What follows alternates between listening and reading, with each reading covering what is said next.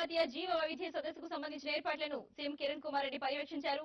Madhapur art gallery, శిల్పారామంతో పాటు అనేక ప్రాంతాల్లో జరుగుతున్న పనులను తనిఖీ చేశారు. సీఎంతో పాటు గ్రేటర్ మంత్రులు, మేయర్ పాల్గొన్నారు. అయితే దీనిపై మరింత సమాచారాన్ని మా ప్రతినిధి నరేంద్ర అందిస్తారు.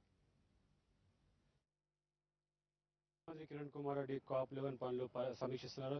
వచ్చే నెల అక్టోబర్లో జరిగే COP11 పనులకు హైదరాబాద్ వేదిక కావడంతో ముఖ్యమంత్రి ఉదయం నుంచి చాలా బిజీగా కనిపిస్తున్నారు. ఉదయం స్టేట్ ఆర్ట్ గ్యాలరీలో సమీక్షించిన తర్వాత అక్కడ నుంచి శిల్పారామం నుంచి HICC అది శిల్పారామంలో మొత్తం కళాకారులు చేసిన శిల్పాలు కావచ్చు, బొమ్మలు కావచ్చు, ప్రతిమలు కావచ్చు, మొత్తం అన్నింటినీ సమీక్షించిన తర్వాత అక్కడ నుంచి రాయదుర్గం క్రాస్ రోడ్ లో ఉన్న ఈ జీవ వైద్య సదస్సు కోసం ఏర్పాటు చేసిన పైలాన్ మొత్తం ముఖ్యమంత్రి కిరణ్ కుమార్ రెడ్డి గారు అడిగి తెలుస్తున్నారు ఏ విధంగా తయారవుతుంది.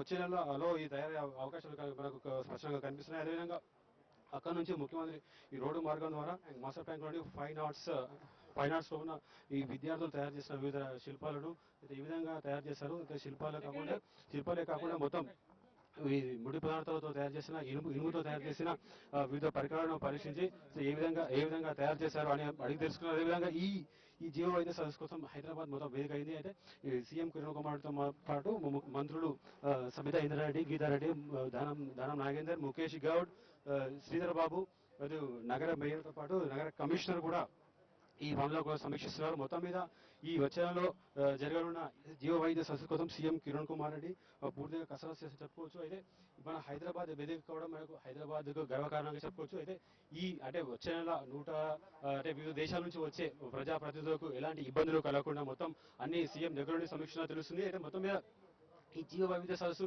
ఇక్కడ జరగడం మనకు ఎంతో అదృష్టంగా చెప్పుకోవచ్చు. అయితే మన హైదరాబాద్ యొక్క చరిత్రను, మన ఆంధ్రప్రదేశ్ చరిత్రను ప్రపంచ దేశాలకు చాటి చెప్పే విధంగా సీఎం ఇక్కడ సమీక్ష చెప్పుకోవచ్చు. రాజుతో నరేందర్, TV5 హైదరాబాద్.